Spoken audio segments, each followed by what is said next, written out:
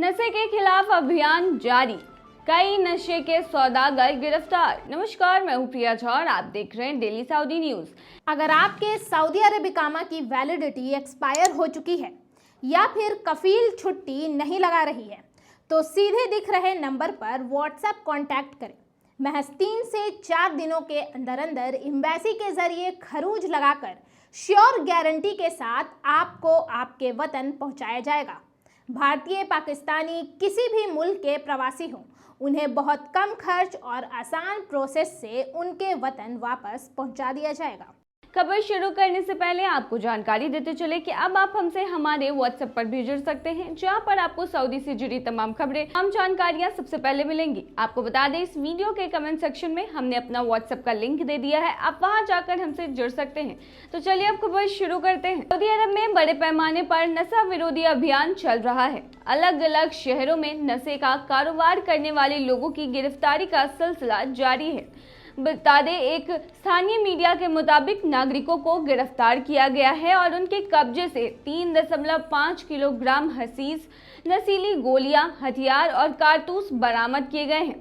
दूसरी ओर कासिम क्षेत्र के बुरीदा शहर की पुलिस ने 2 नागरिकों को हिरासत में लिया है और उनके कब्जे से 45 किलोग्राम हशीश और लगभग 8000 नशीली दवाइयां बरामद की हैं।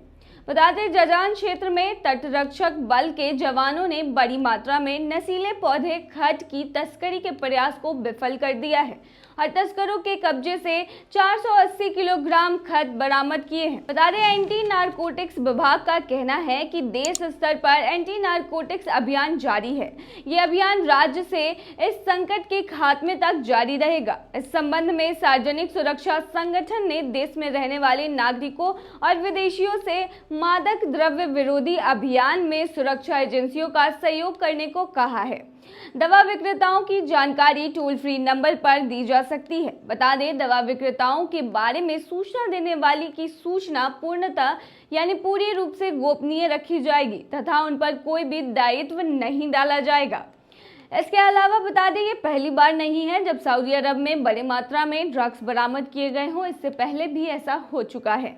बता दें, सऊदी अरब में भारी मात्रा में नशीली दवाएं पहले भी बरामद हो चुकी है। सऊदी अरब में नशीले दवाओं की तस्करी और ट्रैफिकिंग को रोकने के लिए सुरक्षा बल और अन्य एजेंसियां काफी सक्रिय हैं।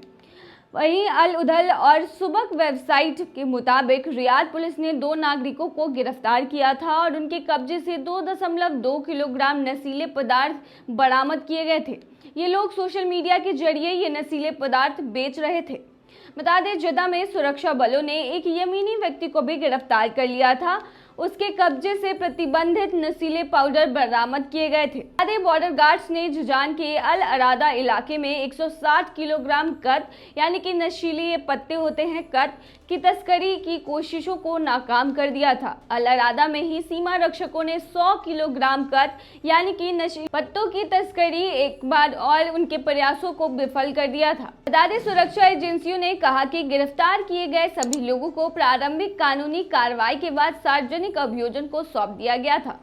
सऊदी अरब के जेदा गवर्नरेट में नारकोटिक्स कंट्रोल के जनरल डायरेक्टरेट ने घरों में छिपे पाए गए 55.2 किलोग्राम कोकीन को प्रसारित करने के प्रयासों के बारे में सतर्क होने के बाद 11 विदेशियों को गिरफ्तार किया है।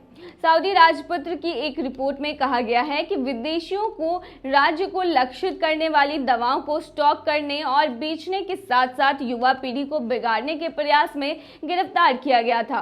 गिरफ्तार किए गए 11 विदेशियों में से 4 प्रवासी थे, 5 नाइजीरियाई नागरिक थे जो पर्यटक वीजा पर सऊदी अरब आए थे और 2 सीमा सुरक्षा कानून के उल्लंघन करता थे। तो ये थी तमाम खबर। बने रहिए ऐसी खबरों के लिए डेली सऊदी न्यूज पर।